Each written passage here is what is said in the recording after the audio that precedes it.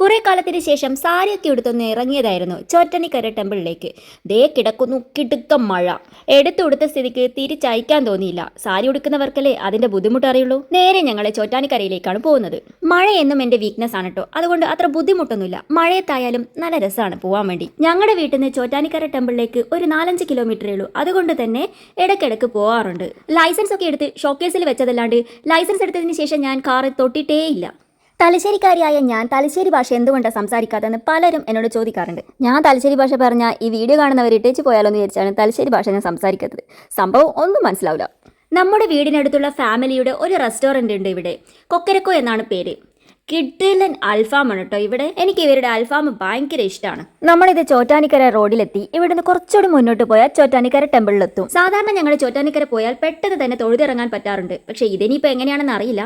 ഗുരുവായൂർ ശബരിമലയും കഴിഞ്ഞ കേരളത്തിൽ ഏറ്റവും കൂടുതൽ പ്രാധാന്യം ഈ ചോറ്റാനിക്കരയ്ക്കാണ്. അമ്പലത്തിന്റെ മെയിൻ എൻട്രൻസ് ആണിത്. പാർക്ക് ചെയ്യേണ്ടത് കൊണ്ട് നമ്മൾ പാർക്കിംഗ് ഏരിയയിലേക്ക് പോവുകയാണ്. അവിടെ നിന്നും വേറൊരു വഴിയിലേക്ക് കൂടി അമ്പലത്തിനുള്ളിലേക്ക് കയറാം. ഇവിടുത്തെ ഏറ്റവും വലിയ ഉത്സവമാണ് മകൻ തൊഴൽ.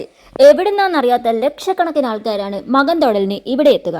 ഇവിടുത്തെ മറ്റൊരു പ്രത്യേകത എന്ന് വെച്ച് കഴിഞ്ഞാൽ 5 ഭാവങ്ങളിലാണ് ദേവി ഇവിടെ ആരാധിക്കുന്നത്. അതായത് രാവിലെ കാണുന്നതല്ല ഉച്ചക്ക് കാണുന്നതല്ല വൈകുന്നേരം. രാവിലെ വെള്ള വസ്ത്രത്തിൽ സരസ്വതിയായിട്ടും, ഉച്ചയ്ക്ക് ചുവന്ന വസ്ത്രത്തിൽ ഭദ്രകാളിയായിട്ടും, വൈകുന്നേരം നീല വസ്ത്രത്തിൽ ദുർഗാദേവി ആയിട്ടുമാണ് ഇവിടെ ആരാധിക്കുന്നത്. അതുകൂടാതെ മഹാലക്ഷ്മിയായിട്ടും പാർവതിയായിട്ടും ഇവിടെ ദേവിയെ ആരാധിക്കുന്നുണ്ട്. ചോറ്റാനിക്കരയിൽ ഞാൻ ഫസ്റ്റ് ടൈം വന്നപ്പോൾ എനിക്ക് ഭയങ്കര ഒരു അത്ഭുതം പോലെയാണ് തോന്നിയത്. കാരണം എന്ന് വെച്ച് കഴിഞ്ഞാൽ കീഴ്ക്കാവിലൊക്കെ ആണി തർപ്പിച്ച പാലമരൊക്കെ ഉണ്ട്. പിന്നെ ചില ആൾക്കാരൊക്കെ ഒരു സുഖമില്ലാത്ത പോലെ ഈ പ്രേതബാധയുള്ളത് പോലെയൊക്കെ പെരുമാറി ഇങ്ങനെ ഉറഞ്ഞു തുള്ളുന്നതൊക്കെ ഞാൻ കണ്ടിട്ടുണ്ട്. പിന്നീടാണ് എനിക്ക് മനസ്സിലായത് എല്ലാ വെള്ളിയാഴ്ചയും ഇവിടെ പ്രേതബാധ ഒഴിപ്പിക്കൽ ചടങ്ങുണ്ട്. മാനസികമായി പല അസുഖങ്ങളുള്ളവരും പ്രേതബാധ ഉണ്ടെന്ന് വിശ്വസിച്ച് നിൽക്കുന്നവരും ഒക്കെ ഇവിടെ വന്ന് ദേവിയുടെ മുന്നിൽ ഉറഞ്ഞു തുള്ളിയാൽ അവരുടെ എല്ലാ അസുഖങ്ങളും മാറ്റുമെന്നാണ് ഇവിടുത്തെ വിശ്വാസം.